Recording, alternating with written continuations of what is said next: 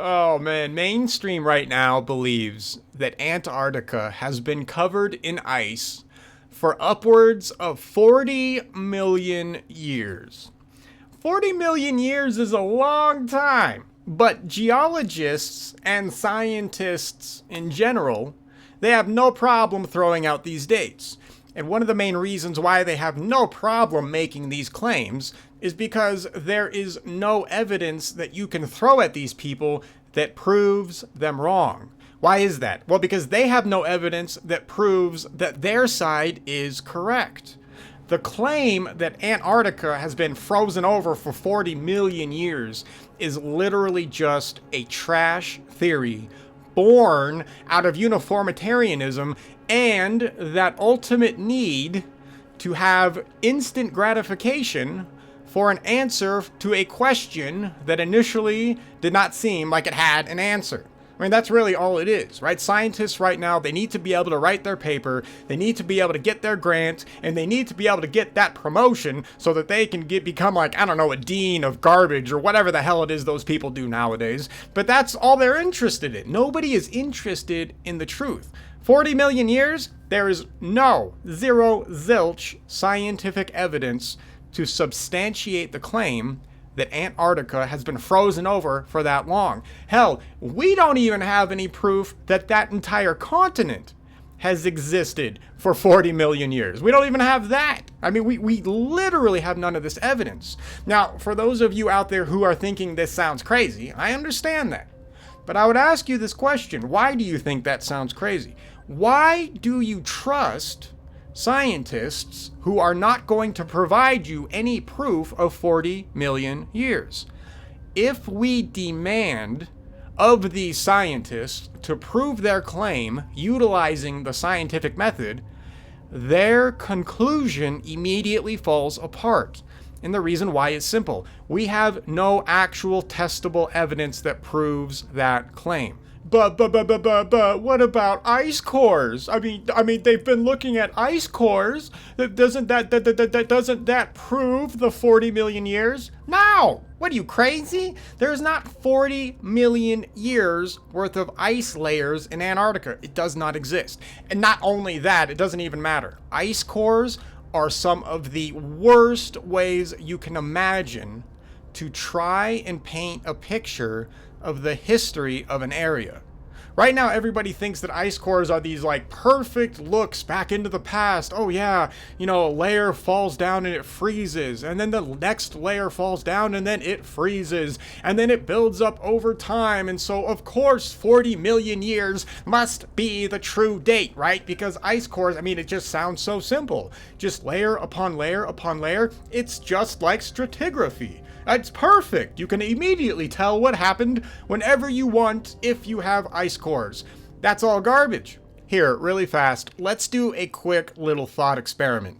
And this thought experiment that we can go over, or we are going to go over, you can actually go test this right now in the real world if you want. I just don't have ice in front of me because it's summer over here right now, so I can't go and prove it physically and videotape it and show you guys. But anyway, anybody can do this. This is a very simple experiment, so we'll just walk through it in a thought experiment kind of a situation. Think about this. If you believe ice cores are the end-all be-all of proof of dating methodology, let me ask you a few questions that might destabilize your entire worldview and prove that ice cores are stupid, and while they may provide some data that is interesting, they can provide interesting data. I'm not gonna, beat around that bush. But to say that an ice core can claim to paint a perfect picture of chronology all the way back 40 million years, you've lost your mind. You're absolutely insane. You have to go check into a mental institution because this is not normal. All right, so here's the deal. Let's pretend a layer of snow falls. Okay, we have a nice layer of snow falls. Couple weeks pass, no more snow. Maybe the snow melts a little bit, so the snowpack goes down a little. All right, so we have one layer of semi-melted snow that's still cold. Then another layer falls on top of that layer. All right, beautiful. Now you have two layers. Now let's say that layer doesn't melt at all. All right, fine. That's fine. That can happen. Then another layer of snow falls. Same year, by the way, same year. That layer falls, but it's a warmer day that day. So while maybe you would have gotten, say, about an inch worth of snow, that entire layer melts. There's no more evidence that that layer existed. All right, so we have 3 layers with proof that only 2 exist. And that is only in 1 year. Now let's go to the next year. Let's say we have 2 solid layers of snowfalls. Now we have 4 layers built up. Then we have a 3rd layer that comes. It builds up, but it halfway melts. Then another layer that same day falls on top of the half melted layer, and that builds up even higher on that layer. Then a week later, another layer falls on that, but it melts and it disappears entirely. Then a huge layer falls on top of that, etc., etc. Let's fast forward this now, several hundred years of this. So basically what we start to find is we start to find a situation to where snow layers are building up, but not every single layer that would have happened every single year is recorded. So already, right here, we have a serious problem with trying to rely on an ice core for trying to find out how far back these samples would have gone. Now, the first problem that we already have is this. We see that multiple layers can build up within 1 season. So how do scientists differentiate 3, 4, 5, 20 different layers that potentially would have built up in 1 year? And how do they know that that was all 1 year instead of the next year or 2 years later? I mean, do they consider all 20 of those layers individual 20 years? Do they consider them maybe half and half? Right? There's a whole problem going on here. Now, I realize you're going to try to throw in things like radiocarbon and all this crap. All that stuff is useless because, once again, the Earth is not in a closed system, right? You can't use any kind of radiocarbon at all because we have no evidence that the radiometric situation that exists today has been identical 40 plus million years ago. We don't have that kind of scientific evidence. It does not exist. If it did exist, then that would mean we already know everything, and that would make dating ice cores completely pointless because we don't need it anymore. We already know all the dating that there could possibly ever have existed in the past. This is one of the things that people are not told. Right now, mainstream science just assumes that the entire radiometric environment has absolutely never changed on planet Earth. This is an assumption that has precisely 0 scientific foundation. In fact, it gets even more crazy because we know for a fact that all kinds of cosmological events can alter radiometric dating. We know this for a fact. We've witnessed it. In fact, the atomic bomb, for example, that literally did it here on Earth. A man-made situation, even though it's relatively small in the grand scheme of the universe, just igniting a single atomic bomb changed radiocarbon dating forever. So for those people who believe that Earth's radiometric situation has gone untouched for at least 40 million years in a universe that is full of all kinds of ways that can mess with radiometric dating, you've lost your mind. I mean, you are scientifically, clinically, absolutely insane. For example, if a minor gamma ray burst were to simply brush by the solar system, I don't mean in a destructive way, I just mean we get a little bit of the effects. That alone would change it. And we have every reason to believe that something like that has happened, obviously more than once in Earth's past. Now, and that's just one simple little example. There's all kinds of processes that can mess with the radiometric situation on Earth. So, mainstream science claim that they can use any kind of radiometric dating that could consistently date something like an ice core is 100% false. It's scientifically wrong. Now, really quick, let's go back to our ice core sample. Now, if the radiometric situation that you would find within the different layers of the ice is not reliable, then maybe we should be able to rely at least on the individual layers, right? No, remember, like I said, You can have multiple snowfalls in one season. 10, 20, 30, depends on the environment. So if you can gain up to like 30 or 40 layers per year, how do you know that those layers happened in that one individual year? There is no proof of that. There's no way that scientists can prove that. It gets even worse for people who think that ice cores are reliable. Let's keep going, because this is funny. I love this. It gets even worse, because check this out. What happens if there's 2 years that are just a warm year, right? Just something naturally warm for whatever reason on planet Earth. Just no snow really fell for 2 years.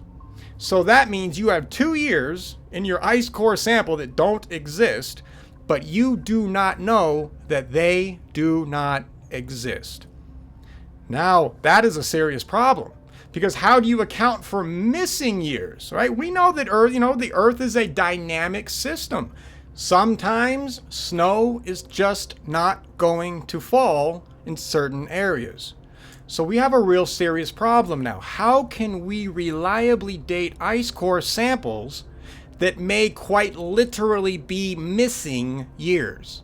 And in fact, it gets worse, because if you are going to make the claim that 40 million years, the ice has been sitting there for that long, how do you even come close to that? The best a scientist could do is they could average out the layers and kind of come up with maybe thinking, maybe 40 million years. Now, of course, it gets worse, because there is not 40 million layers sitting there in their ice core sample.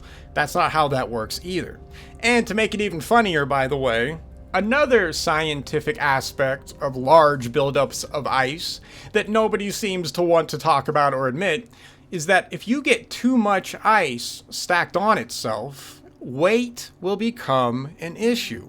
What happens to the bottom layers of ice that have literally hundreds, thousands, or millions of tons of other ice sitting on top of it? Well, that is weight. Weight is going to be pushing down in a downward force. That downward force is going to create friction. When you create friction, you create heat. So guess what happens to the bottom layers of that ice? It starts to melt. It has to melt. There is a point to where there's just too much friction, and the ice underneath on the very bottom of the ice sheet will literally just melt. How do scientists calculate the amount of layers that would have melted under the tremendous amount of weight over those 40 million years? The answer is they can't. They have no way of calculating any of this. Now, what's even more interesting about ice core samples from Antarctica is that a lot of them do not support 40 million years anyways. The 40 million year thing is just a geologist's, fantasy, right? That's what they go to the bathroom and jerk off to. There's no reason to believe that at all. That is driven by the theory of uniformity. And the theory of uniformity is pure trash. There's no reason to believe that that is the only driving force on the planet. All right, let's start getting into this. I know I talk about all kinds of crazy stuff on this channel, or at least stuff that sounds initially insane. But remember, everything that we discuss on this channel is backed up by nothing but history and science. Nothing on here so far has really been any kind of speculation. And if we do any speculation, it's just me, there is nobody else here. If I do any kind of speculation, I always tell you guys. But otherwise, everything that I talk about here is really factually based on history and science, at least in the objective way that we can currently understand it. And I know that gets a little weird because, right now, mainstream is off in their literal own world of fantasy and insanity, right? Those guys, they are literally taking theories as fact, and they are discarding actual scientific evidence because they're holding, brand new or even older discoveries, scientific discoveries, against the theories. And if the theories don't agree with the evidence, then the mainstream gets rid of the evidence in favor of the theory. This is a problem that permeates all aspects of science and also history as well. I mean, I don't know how many more times I have to watch an archaeologist dig up something amazing or somebody makes some unbelievable find that points to a completely different version of history. I mean, they have it right in their hand. All the scientific evidence is literally right in front of them. And then instead of that archaeologist, just following the evidence that's in their damn hand and saying, oh, look, hey, we have to actually change chronology because the physical evidence does not match the current mainstream narrative historically. Instead, what they do is they look at their evidence in their hand and they say, well, our discovery matches absolutely nothing with respect to mainstream history, so that must mean that what we found is simply an anachronistic object, right? Or there's something wrong with this, because of course mainstream historians are 100% correct. So we have to make sure that the archaeological find that we have always fits with the mainstream narrative and never the other way around. That is insane. That is literal insanity, but that is exactly how mainstream history is done. Archaeologists, instead of just following the objective evidence in their hand, instead, they look to mainstream historians and they say, hey, mainstream historian, my evidence does not match what you have. Can you please figure out how to make this evidence fit into your fantasy, please? I don't want to follow the physical evidence. I really just need to make sure that I placate you, the mainstream historian. Like, this is what archaeology is nowadays. People are always making these amazing discoveries and then quickly running over to mainstream historians and then begging for their interpretation of the evidence that they have discovered, because the evidence that the archaeologist discovered does not line up with history, right? It completely proves a different chronology entirely. But, you can't do that in the mainstream. If you are a mainstream archaeologist, you always have to make sure that whatever discovery you make, it always is required to line up with what already exists in the mainstream chronology. And that's just a fact. There's no way around this. There's been so many, just ungodly amounts of discoveries made, I would say in the past like 200 years, that have proven an entirely different chronology than anything that has ever been written, at least in the mainstream. And instead of people looking at the evidence for what it is, and realizing that the mainstream chronology is just wrong, physically wrong. The science is right there in front of everybody. There's no doubt. Even their stupid dating methods prove them wrong, right?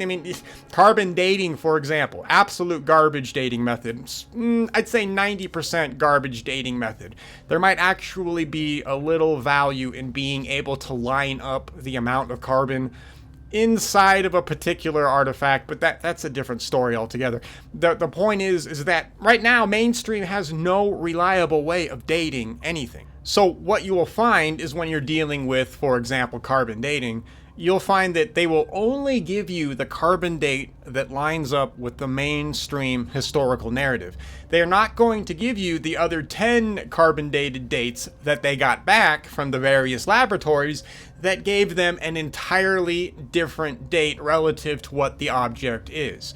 If, an Egyptologist finds some sort of an artifact that has to be related to a very specific dynasty, and the carbon dating comes back and it's all over the map, they'll either discard all of the dates because none of the dates line up with the mainstream historical chronology, or maybe one or two of the dates will come fairly close to what they were initially looking for, and those are the dates that are going to be presented to the public.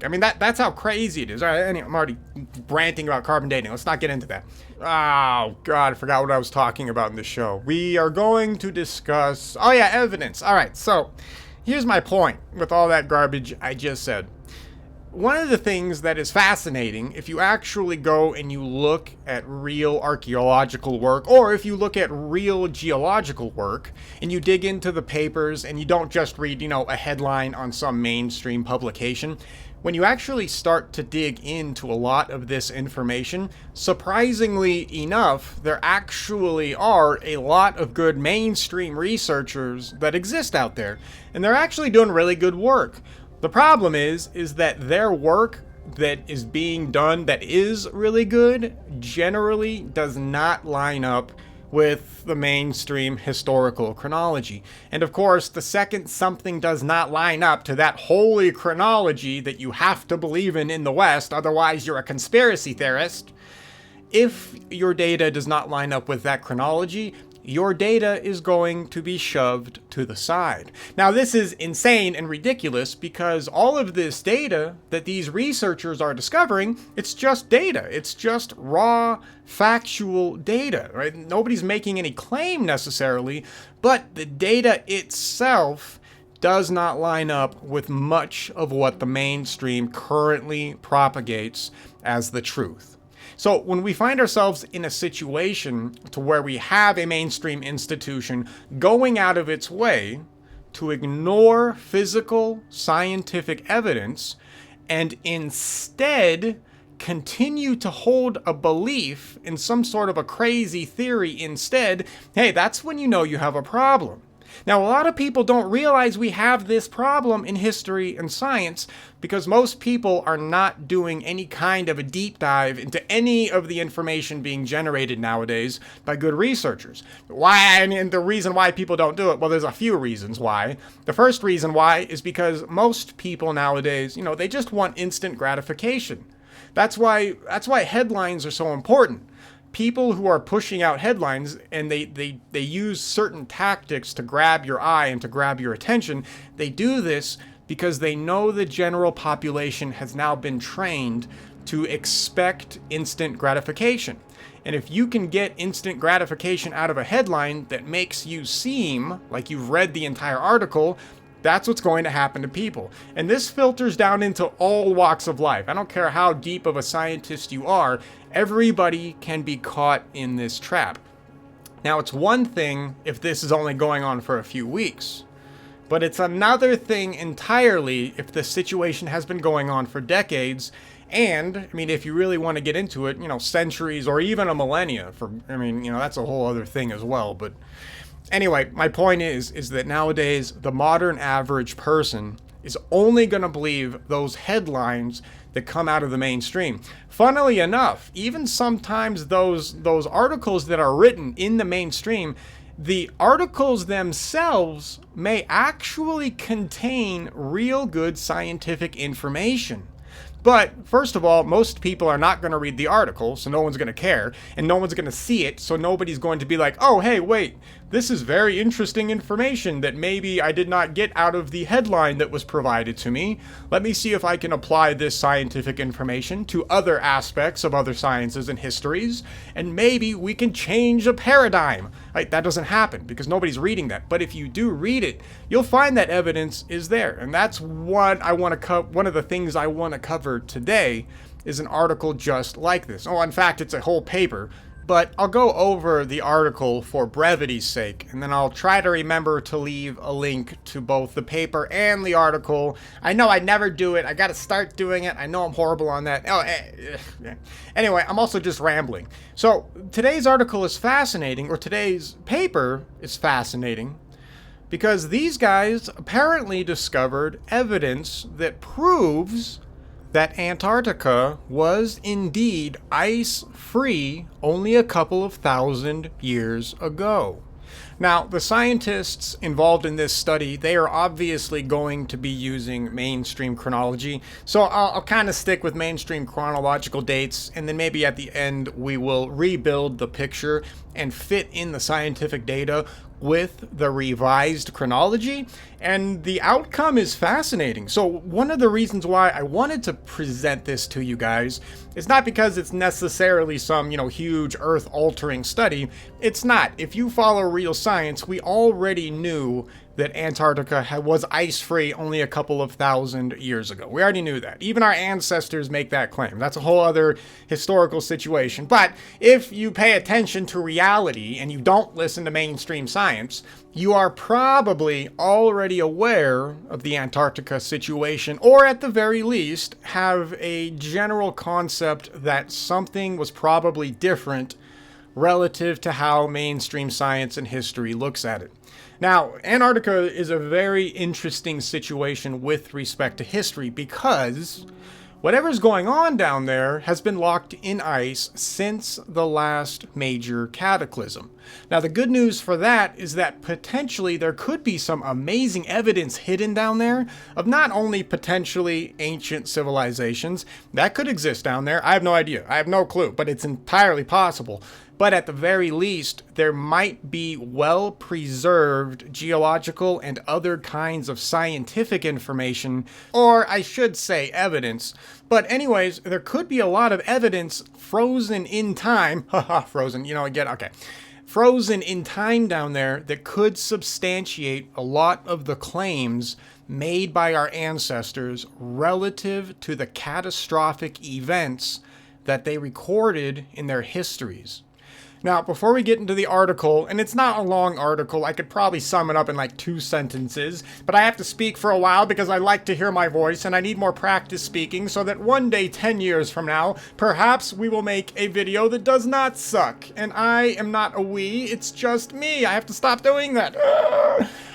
Anyway, let me bring everybody up to speed really fast with a general concept of what may have been going on with respect to the Antarctic area. So obviously, the first claim is that Antarctica was not always covered in ice. And this situation was not a situation that was happening 40 million years ago. Antarctica was potentially not covered in ice up until about 1500 to maybe 2000 years, depending on how lenient we want to be.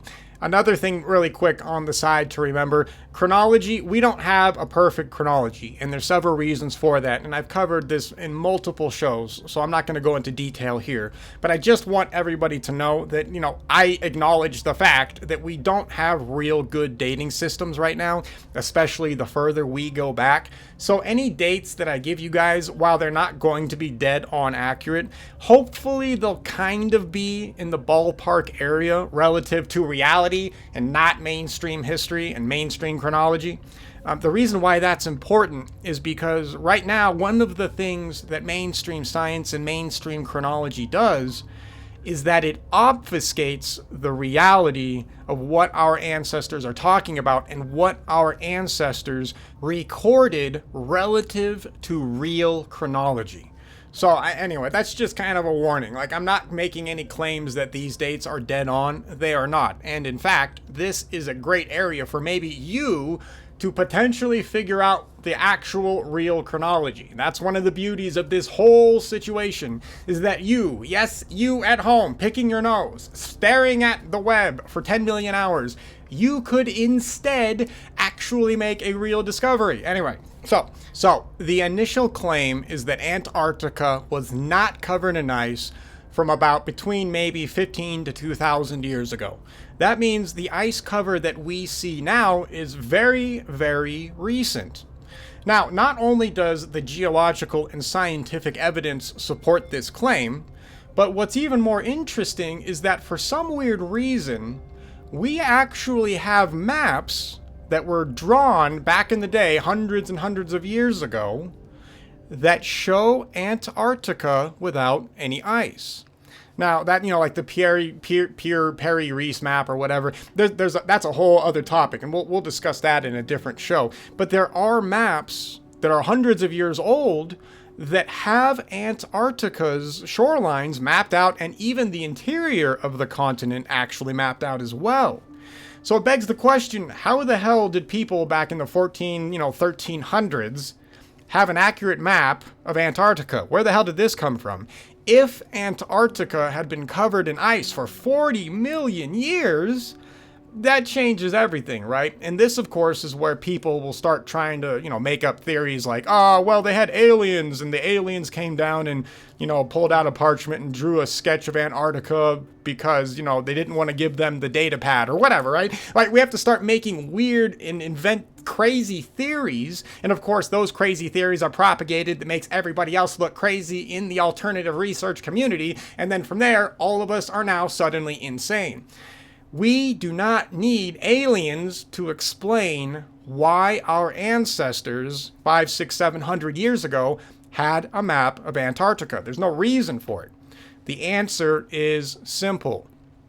Wherever those maps were recorded from, and remember, the maps that I'm talking about, something like the Pierre-Reese map, that map would not have been drawn in real time relative to Antarctica's existence. It would have been copied from an original source map. So the Pierre-Reese map, it's a combination of maps. It's not like one dude went out there, sailed all over these coasts, drew it all and said, here's my map. No, what happens is that map makers, cartologists,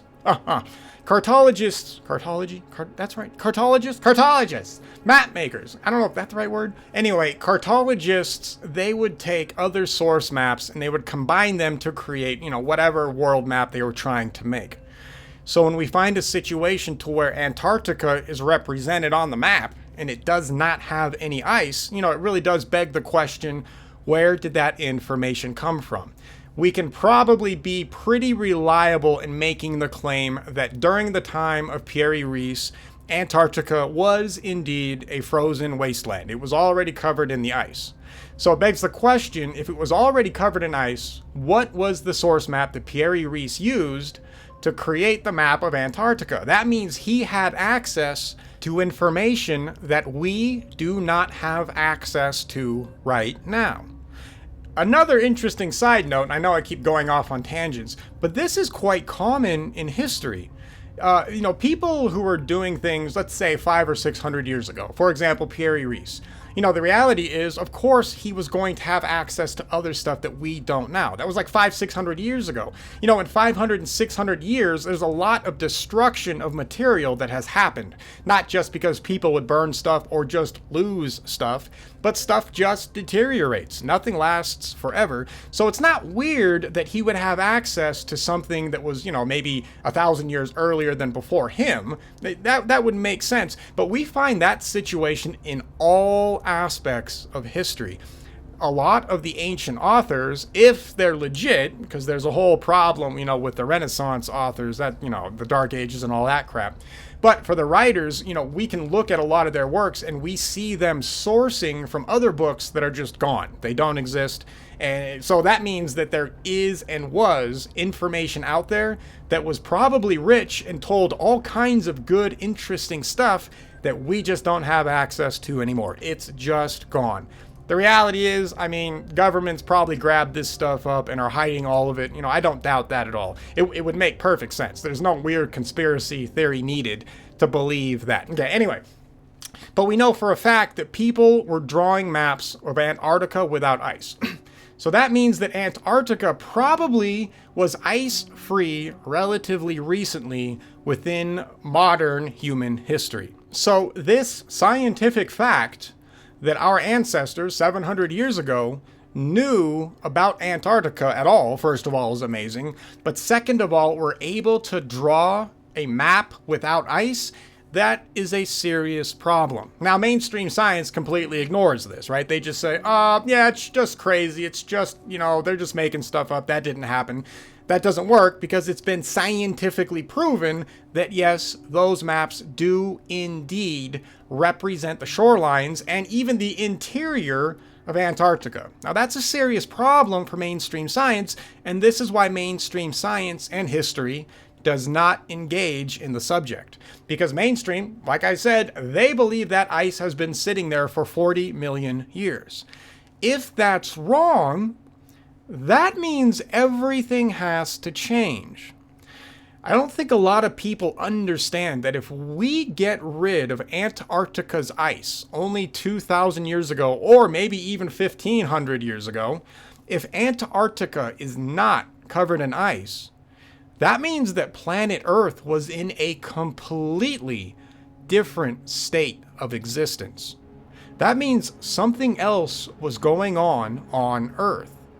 Now, of course, when we look at real history, all of our ancestors do indeed record an entirely different planet and environment that they are living in. Not only are they recording a different environment, they're literally recording different positions of the sun, the stars, and the planets. Everything is completely different only a couple of thousand years ago. Now, if Antarctica was free of ice, we should expect our ancestors to have those kinds of stories. And sure enough, they do. This is why the information that I'm going to present to you eventually in this show is so important. And like I said, it's just a small little chunk and we have a long way to go. But this is the situation that we find ourselves as historians running into. Okay, anyway, so Antarctica had to have been free of ice between 1,500 to 2,000 years ago. That's kind of the current claim being made if we look at real science and real history. Okay. Now there's another problem. The next question that we have to ask ourselves is, all right, fine, if Antarctica is not covered in ice, how is that possible though? I mean, it's at the South Pole, right? It's cold down there. We would expect a continent that's in the South Pole to freeze over. If it's not covered in ice, how is that possible? Well, like I said, just like our ancestors talk about, and just like real geology and real science proves, our planet was in a completely different environmental state. It would have to be, right? If we are going to make this claim, that means that other scientific situations would then come into play. That would potentially mean that Antarctica was not in the current geological or geographical position that it is in now. This is the next interesting claim that our ancestors actually write about and record in their histories. For Antarctica to not be covered in ice, that means it would have to be at a very different longitude. So that means that what we should then expect, if we're going to believe that claim, is that our ancestors for sure, I mean, only 1,500 to 2,000 years ago, that's not that long ago, our ancestors should then record the planet being in a completely geographical, different tilted position. Sure enough, we find that in everybody's stories. There is a very particular time in history to where everybody across the planet starts to record a very specific instance of the gods fighting in the sky. Now, one of the outcomes of the gods fighting in the sky is that Earth's latitudinal, the latitudes on Earth shift. If the latitudes on Earth are shifted, that means that all land masses, except for two very particular points on the planet, would essentially all move to different kinds of environmental locations. So for example, this is recorded to happen in Egypt. Egypt, it appears, was actually 3 or 4 degrees further north than it is now. This would make sense if you're going to have a civilization like Egypt, building huge pyramids and stuff like that. If they existed in a more temperate environment, suddenly building all those kinds of structures becomes a lot more, tenable rather than building them in a huge sandy desert. It also starts to explain why Egypt is now a desert, when we now know for a scientific fact that only a few thousand years ago, Egypt was a very temperate environment. So if Egypt shifted, that would mean that every other place had to have shifted. And since we are going to focus on Antarctica, that means that Antarctica would have shifted as well. So if we have Egypt shifting to the south, guess where Antarctica is also going to move? Wherever Antarctica was, it was in a more temperate environment. We know this because Antarctica has huge seams of coal and it has fossilized forests. And it actually has forests there that are not even fossilized. How do you like that? There's literally just frozen forests down in Antarctica. What that tells us is that whatever environment Antarctica used to exist in, it had to have been different, obviously.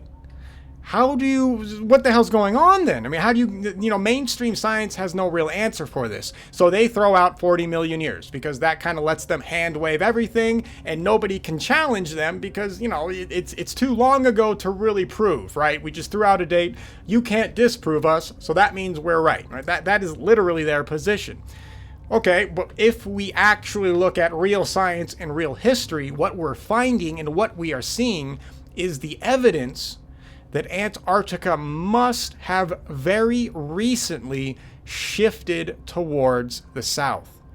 This all lines up perfectly with the scientific evidence, and it lines up perfectly with the historical evidence as well. And there's no way around this. Everything I just said is based on science and history. Now, I get it.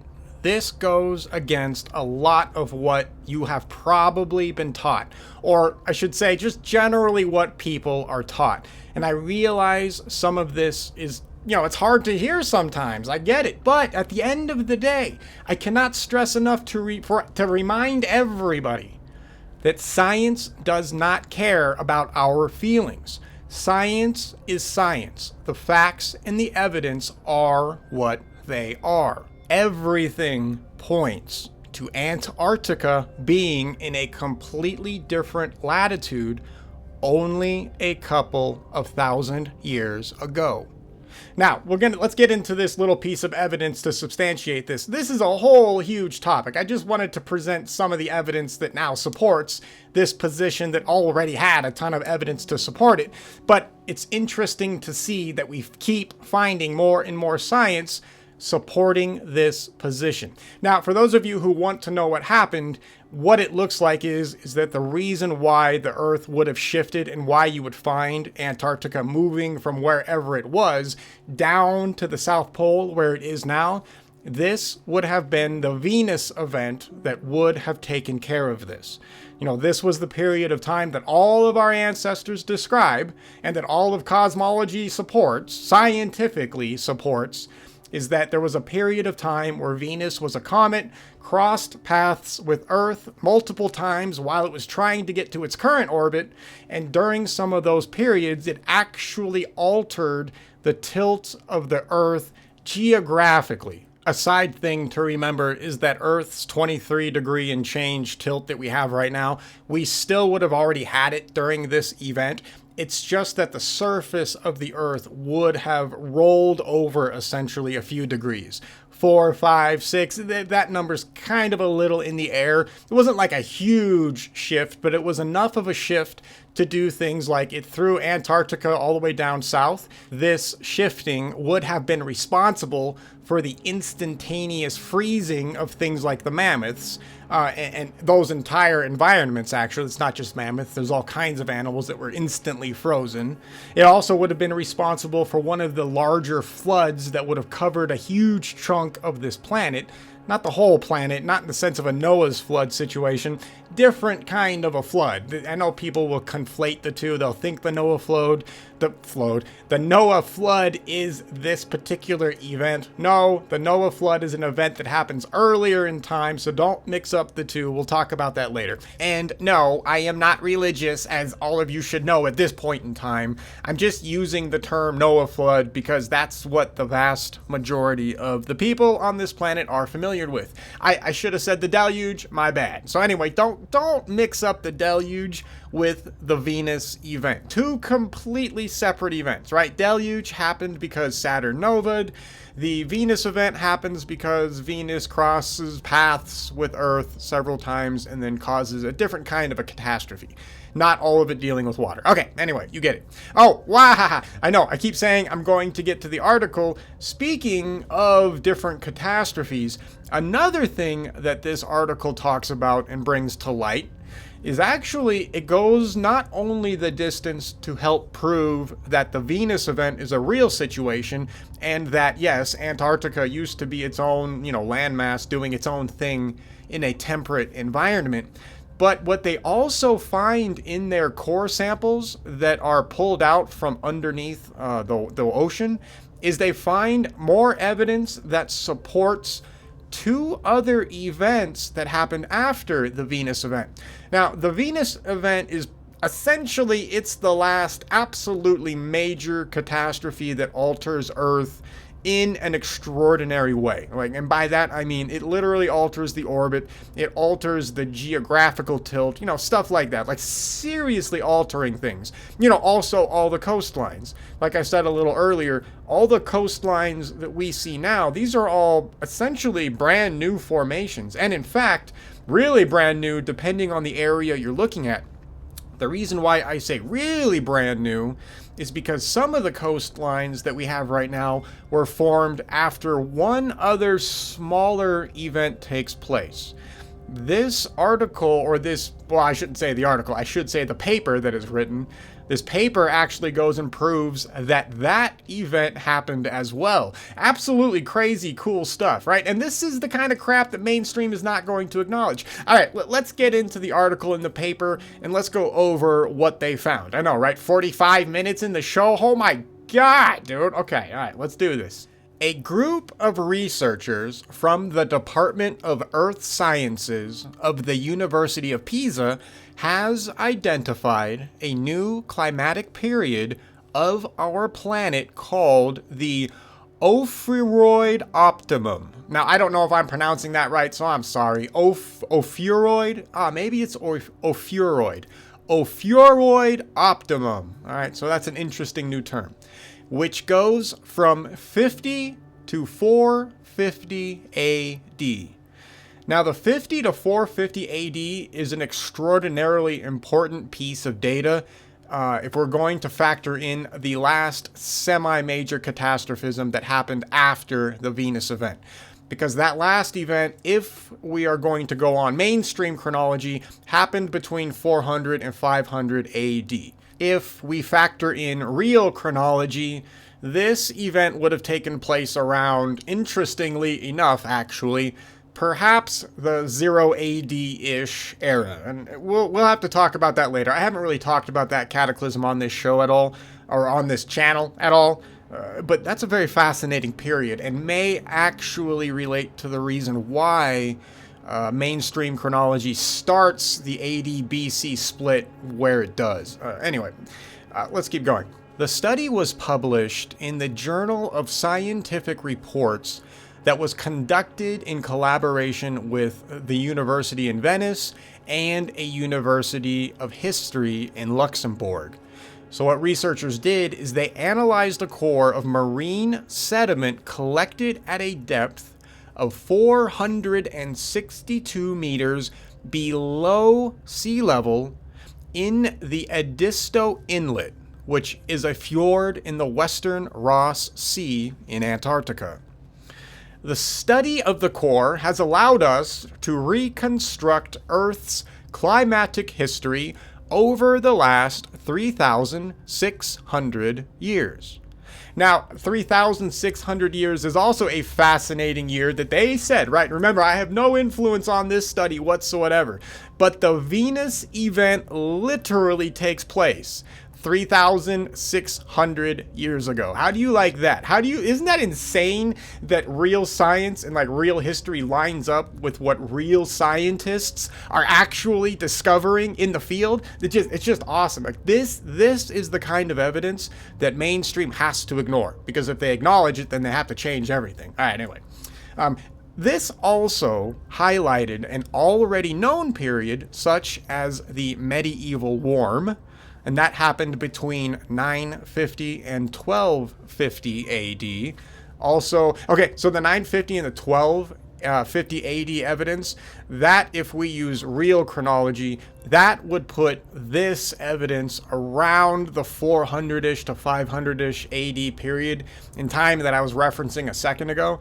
So it's just funny that the evidence for multiple catastrophes lines up flawlessly with actual chronology. Okay, anyway, okay, I know. It's just, this is the kind of science that I love, because these guys have no clue about the Venus event, and they have no clue about that last semi-catastrophe that happened between the 450 AD period of time, which of course would be around the 0 AD period-ish, sort of. That gets weird. Okay, you know what? Ignore that part. We're going to move on. All right.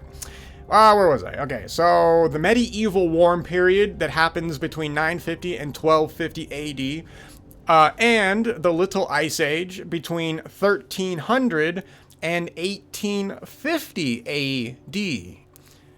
That's actually kind of interesting as well, because if we have something akin to a Little Ice Age that mainstream is willing to admit to, by the way, that means something had to have happened to cause that kind of a multi-century cooling of the planet. Now, right now, scientists have no real actual explanation as to what happened. They just try to blame volcanoes, a lot of which don't even exist actually, and that they've never found. It's funny, they blame volcanoes that nobody has discovered on this planet for this particular event. Yeah, it's mind-numbingly insane, but that's mainstream. All right, where were we? Okay. During the time interval called the Ophiuroid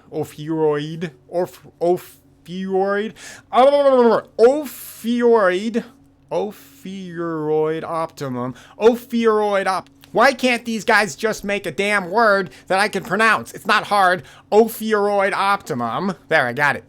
In the Antarctic area of the Edisto Inlet, there were austral summers characterized by the absence of sea ice and important algal blooms. Now, real quick, because I want to stay scientifically honest. Well, two things really quick. First of all, they mentioned something called an austral summer. An austral summer just means a summer in the South Pole area. Or I think it actually means in the entire southern hemisphere. Anyway, that's all that means. And then these guys their evidence supports a lack of sea ice, not necessarily land ice. That's actually an important distinction.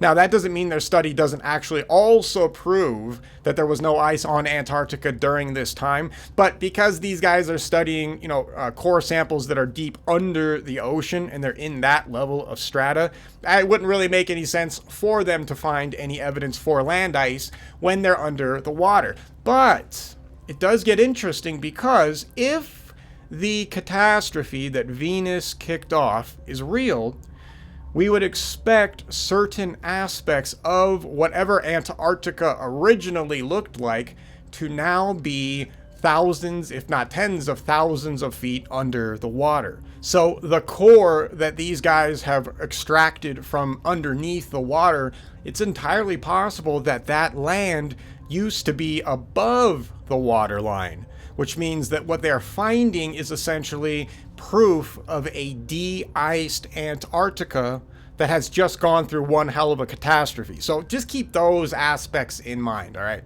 The persistence of these environmental conditions has allowed the development of a large benthic community, that is, of aquatic organisms, animals, and plants that live near the seabed, rich in brittle stars. I don't know what they mean by brittle stars. I don't know if that's like a life form or something. And no, I'm not looking it up because I really don't care. It's stupid. I should look it up.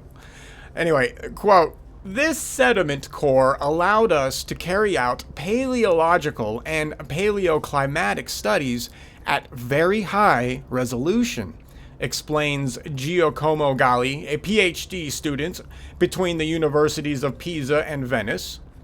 "This is because it is largely made of mud consisting mainly of diatoms, i.e.